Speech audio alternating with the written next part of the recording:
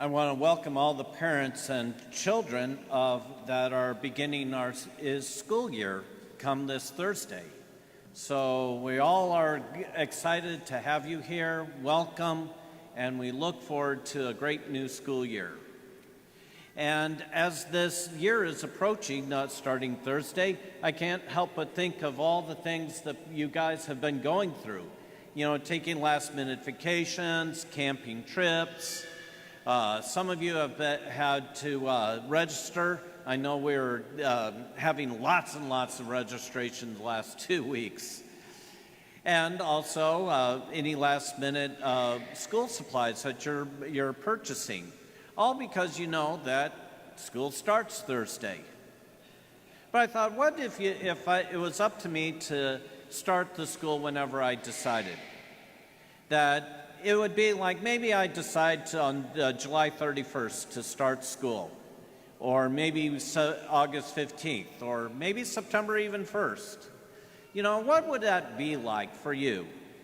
I mean, all of a sudden, instead of being able to take these vacations and, oh, we need to do camping and get this one last thing in, you might have to all of a sudden say, I can't do that because I got to be nearby in case Father Mike decides to hold school the next day.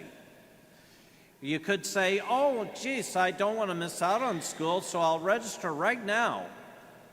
And of course, I'll have to buy all the supplies in case Father Mike decides, right here and right now, let's have school. It would be a totally different experience, much like the experience that is being compared and contrasted in today's readings. Because the first reading talks about the Passover being set out. And you knew the time of the Passover because it's the first full moon, Thursday of the first full moon after the spring equinox. And so it was always there. You can look on the calendar, you know when it is, and you can plan for it. You can look forward and say, okay, what are we going to do this year? Whereas in the gospel reading, it talks about Jesus Christ coming again, like a thief in the night, and saying that if the master of the house had known when the thief was coming, he would not have let his house be broken into. And he says, and you too must be prepared, for an hour that you do not expect the Son of Man will come. And so we're kind of left to comparison and contrast. And say, which is it? Which is more true? Well, we'll just go with Jesus because he's saying that we don't know the day or the hour when Jesus Christ will come again.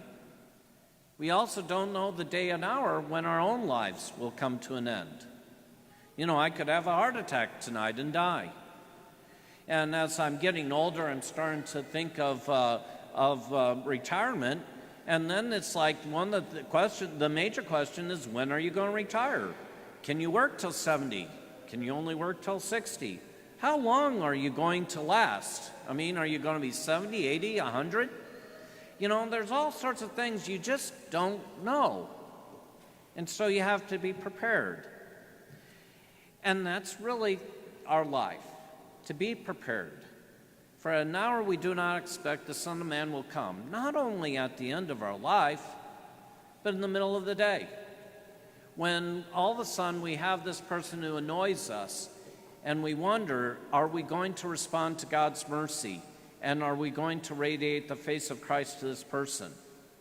At any moment of the time, we might be tempted to any number of sins. Will we ask for the grace so that we can encounter Christ and overcome them? Maybe instead of a sin, it's a virtue. God shows us some blessing.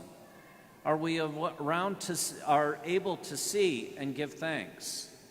Because we don't need to wait till the end of our lives to see the Son of Man. The Son of Man is intruding into our lives each and every day.